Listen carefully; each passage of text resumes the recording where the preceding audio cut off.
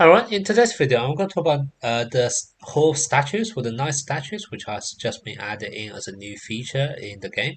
Now, for this game mode, basically, you have statues which are split by different factions with different elements, and you basically have five statues, and basically you can do two things with them. One is you can upgrade them from different I want to say ranks or tiers. So you start off with just from nothing and unlock them into something called Phoebe, and then you go from Phoebe to the next level, which is called oops, sorry, not here. Phoebe then into Marble, then Marble into something called Red Copper, and then into Mithril, and then into Red Gold. So that's kind of the first thing you can do, which is upgrade your statues to different tiers.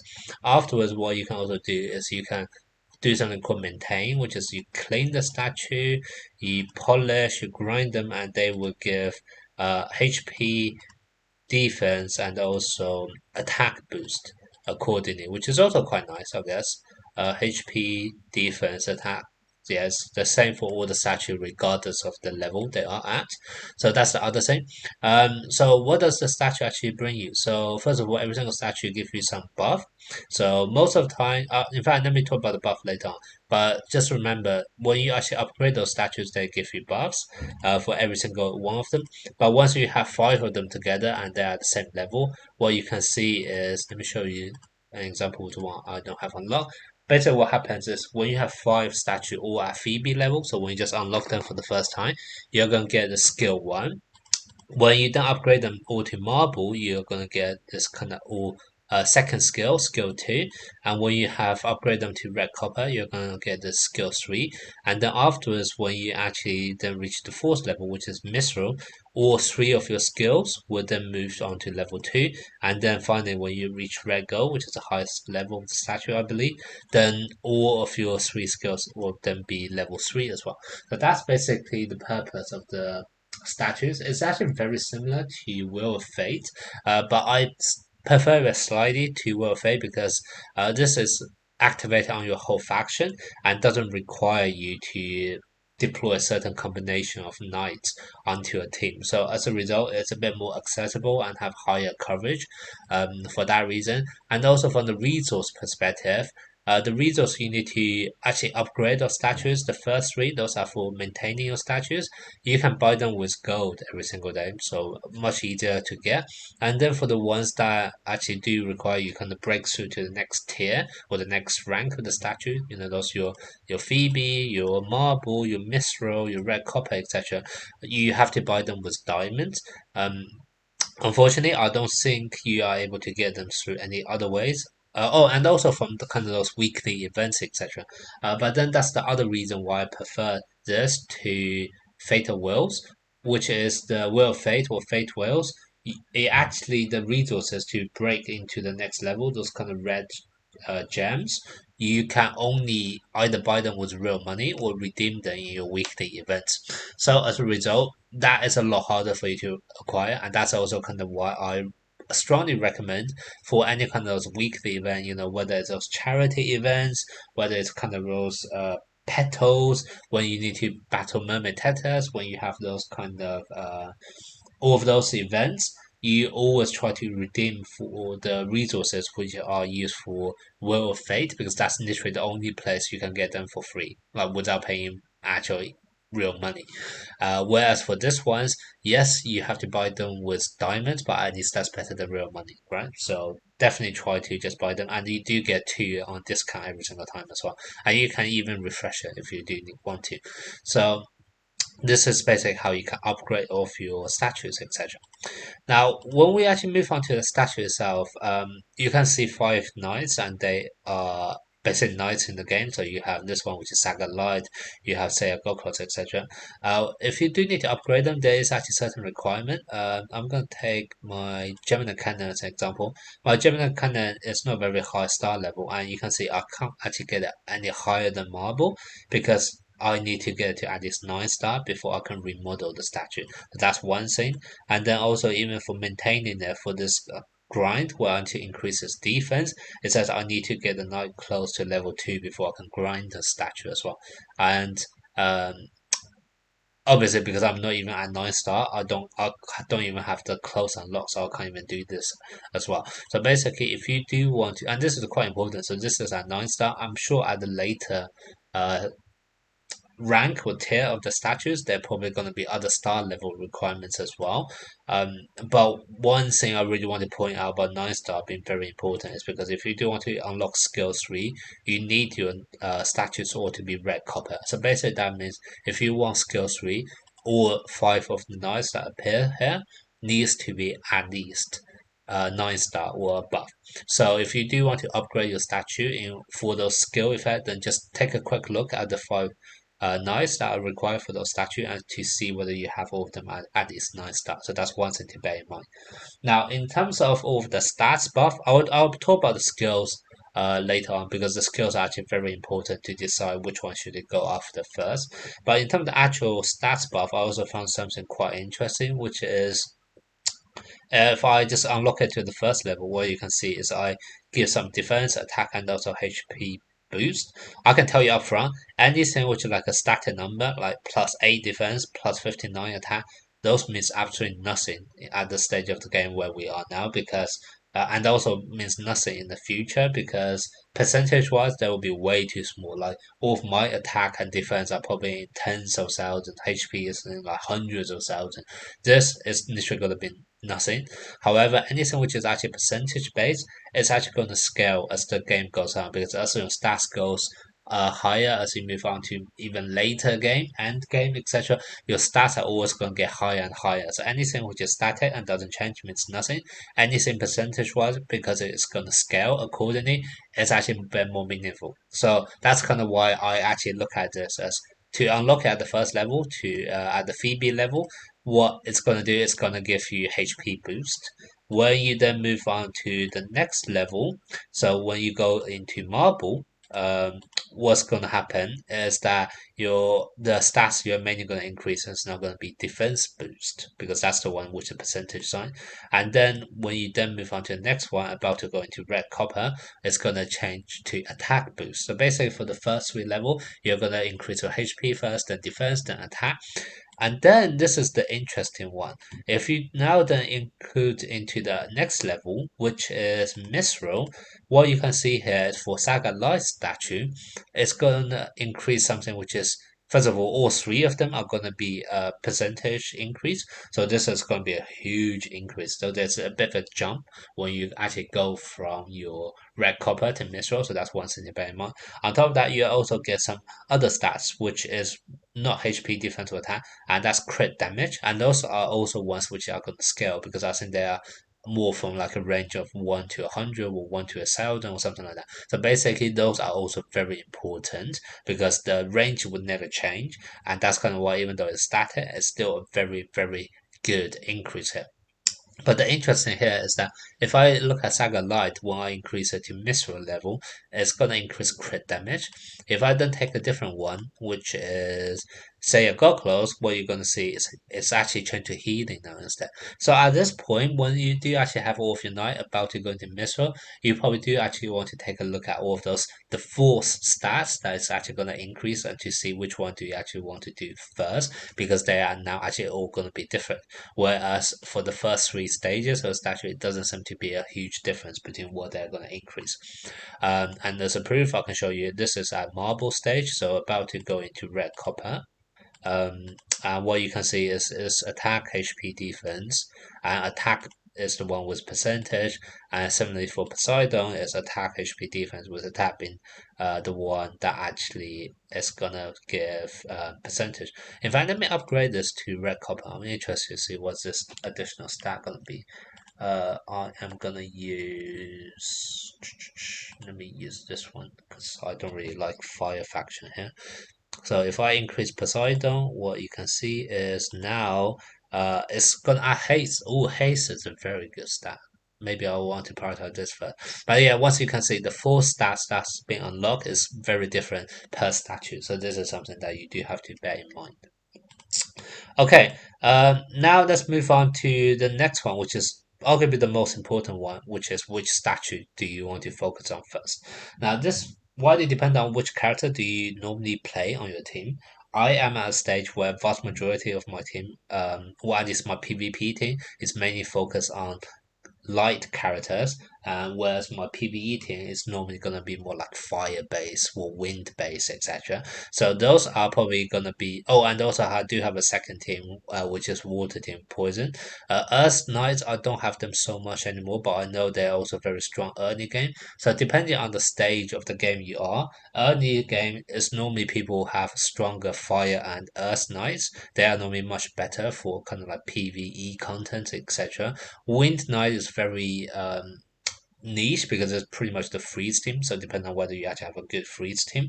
But then as you actually move on to end game, the meta is much more about light. So that's kind of the one I pick first, and I also pick wind as the second one because the wind one, to be honest, it's really good skills. But let me go through all the skills one by one. But yeah, so that's kind of how you want to decide which one you want to pick. And when you do click onto the one you have vast majority of your knights, take a look at the actual characters that you'll be needing for the statue. And as I mentioned, you want them to be all at least 9 star if you do want to unlock the skill tree. Okay, now let's move on to the actual skill themselves. I'm gonna evaluate them, just so you kind of know what is worth going after or not. Water one, the first one skill. Each water knight, when they use a loop skill, its swiftness increased by 16 for 4 seconds. Swiftness is one of the best stats in the game, so this already makes this very good. The only drawback of this skill is that I'm not sure how many water knights actually have a loop skill because loop skill are generally not like every single night in water, I'm pretty sure they have a loop skill, but the way this is worded, it makes it sound better. If one night have, let's say, two loop skill, then your swiftness will be increasing more, or there are more times when you'll be increasing your swiftness. So this skill is going to be even better for knights who actually have two loop skills. But the ones that, top of my head, that actually have two loop skill are the likes of Aris Mu, etc., and they are no water knight. So this is still a very good skill nonetheless because it does increase swiftness. It's just that if it's actually a different faction, it'll be even better. But still, it's a very good skill for you to have. So this is a nod from me. That's a yes. At the skill 2, whenever they gain will apply a buff or healing effect against 10% defense and dodge rate.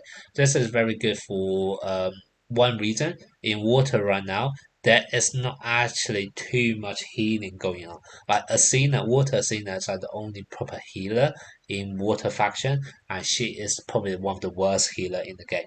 So as a result, anything which can kind of give you a defense or dodge rate and therefore increase your survivability, I think that's going to be quite good for Water Knight because there's just a lack of a proper healer there. The only other thing though is that this is only for when water knight actually apply a buff or healing. So if you actually think about how many water knights right now in the game actually apply a buff or healing, there aren't too many of them. So even though this is a very good skill to have, it's still pretty niche because it's actually not too applicable for a lot of water knights. The main one I can think of is going to be Moses. Like Moses is probably going to be the most obvious one. I'm not sure whether Aphrodite works as well because I don't know whether the passive effect for Aphrodite, where he heals from poison, will count as a healing effect, so potentially Aphrodite as well. But honestly, even though this is a very good skill, it's just a bit too niche for the water faction. So this one's a bit okay for me. The last one, every water knight in battle increase allies HP and defense by 3%. Absolutely incredible. I think this is exactly what Water Knights need because I already mentioned Water Knight doesn't have a proper dedicated healer. So you are kind of going through a more bulky option rather than healing yourself up. So this is absolutely game changer for water characters, especially when you have those the maze, the four mazes where you have to use all of the knights of the same faction. In fact, this is extremely good for all of the mazes. So if you have any maze or labyrinth mode where you are just lacking in one particular faction, then definitely try to prioritize that one in order if you do want to push forward a bit more in that labyrinth or maze. Alright, so basically this is water. Skill 1 is good, skill 2 is average, skill 3 is really good. So definitely an okay choice if you do want to go after water. Fire knights are generally quite strong by themselves, and I can see when they are trying to do this, I think they're trying to balance the different factions out a bit. So the factions which generally seem to be weaker got a stronger buff. from the statue. And as a result, fire and light, which are probably the most meta right now, they got probably the weaker buff as a result. A bit unfortunate, but that's the way it is, to balance out the different faction, which is fine. For Fire Knights as well, skill 1 increase crit rate by 12% when attacking enemy that's continually losing HP. So basically that means you need a burn team, you need a poison team, you need a bleed team. And now if you think about this, it's for fire faction. So pretty much burn is the only one which is applicable here. So this is once again very niche. But if you do play a burn team, then this is good. Skill 2, life drain rate will be increased by 16% for 2 seconds if you use a loop skill. Not bad. Because when you do use a loop skill, you are gonna increase your drain rate and therefore recover a bit of HP back. The same is in Fire faction, you already have two of the best protection knights, one being Arasmu, one being Surplus Shun. Uh, and as a result, I do question how much life drain do you actually need down a fire team because you already have very, very good fire combination in terms of healing and also protection. So that's kind of why, even though this is good, I don't think it's needed for the fire faction, in all honesty. And it's only 2 seconds as well, so it's not like a huge amount. Then the last one, Fire Knight can gain extra Cosmo by up to 1200 points for every enemy kills. Very, very strong, especially when you consider certain knights such as Leo Iora and also Sagittarius Ioras, who both already have the ability that when they kill off an enemy, they recharge Cosmo. Like Leo actually buff up the Cosmo for your entire team, whereas Sagittarius just increase a huge amount of Cosmo by himself. And also, you don't have the likes of Seiya, who's so easy to kill off an enemy. And if you then immediately increase Cosmo, then you're then able to, do another really crazy ultimate and then potentially kill off, and then go into a bit of like snowball effect. So this is the super really strong ability to have. So I definitely do think this is a good one to go after. But this is only at level 3, and that's kind of what I mean by fire.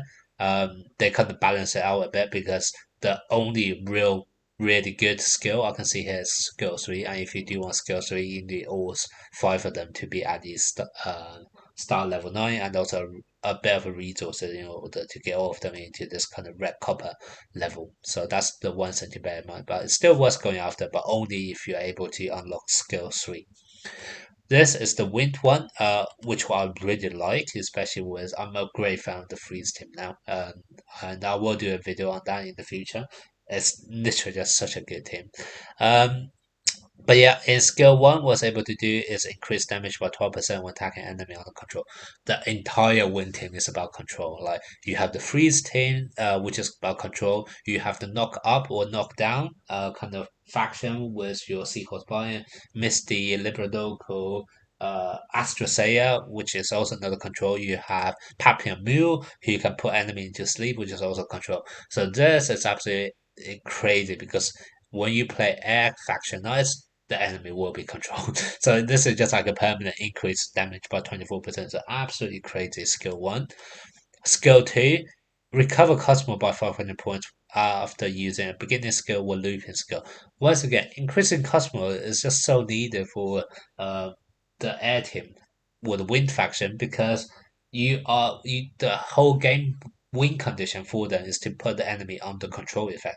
And therefore, if you have Saints which are able to increase your Cosmo and therefore allow you to release your ultimate quicker, you are just gonna be constantly putting the enemy into your control effect, especially for the wind team. If you're able to recover your Cosmo quicker, then therefore you're able to freeze the enemy even longer, and then a lot of them then have synergy when their enemies under freeze effect. Absolutely deadly combination. So skill 2 also very strong for wind.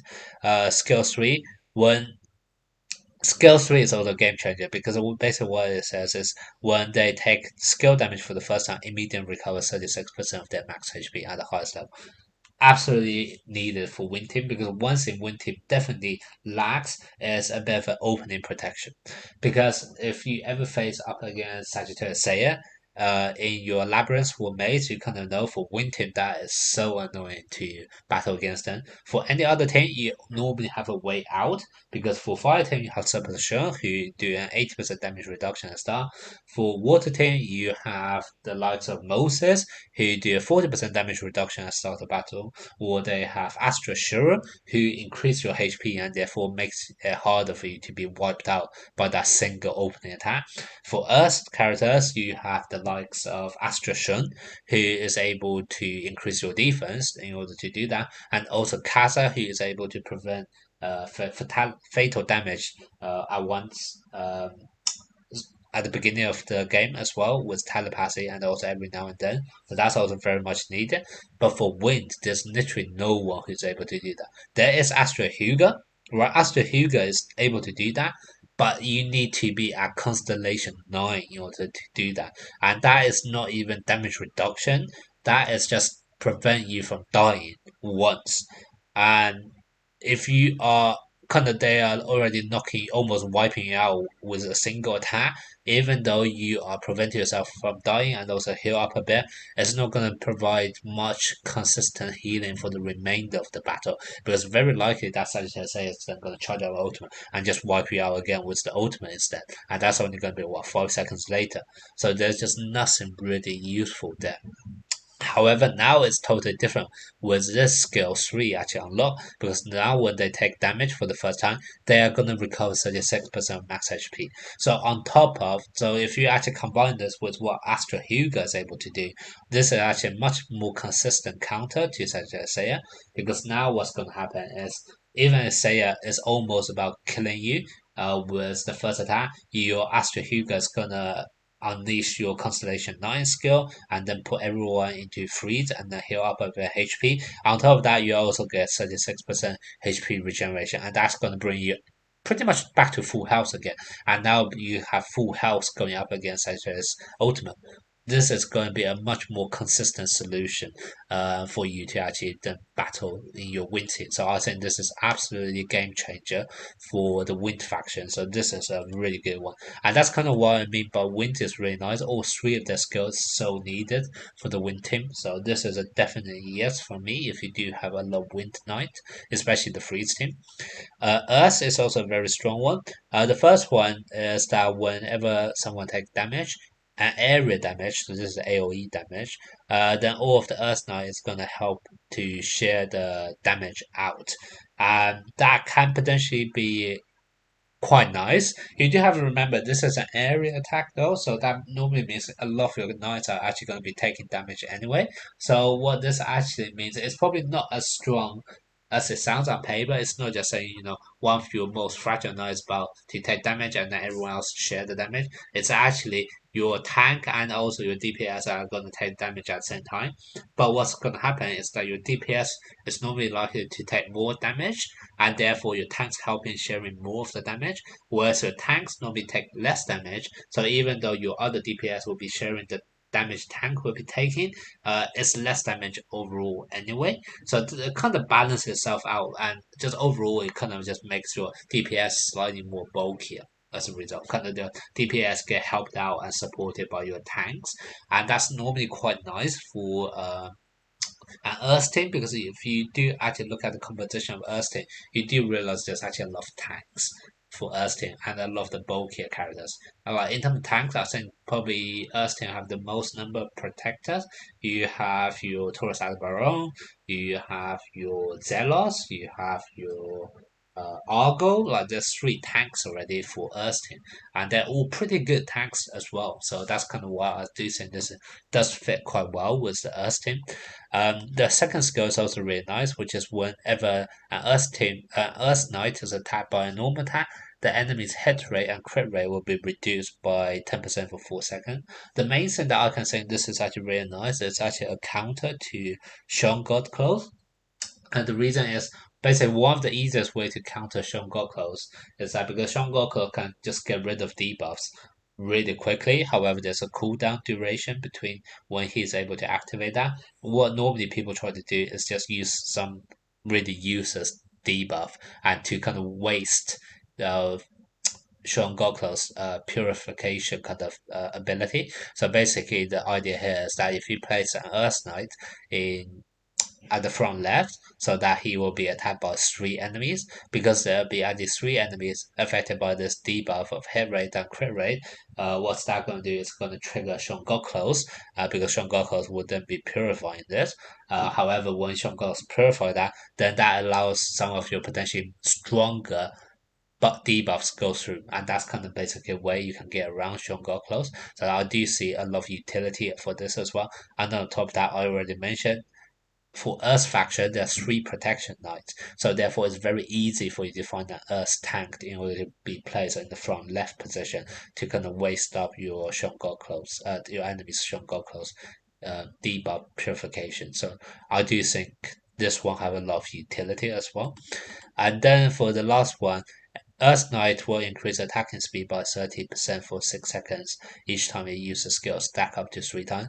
This is pretty strong as well. Like anything which increase speeds or attacking speed, that kind of thing, they're always going to be nicer. So this is also a very good skill to have. So overall, Earth one, I do see benefit for skill one is pretty average, but skill two is nice as a in terms of utility, and skill three is also good to have. So all three skills are pretty good for Earth characters as well.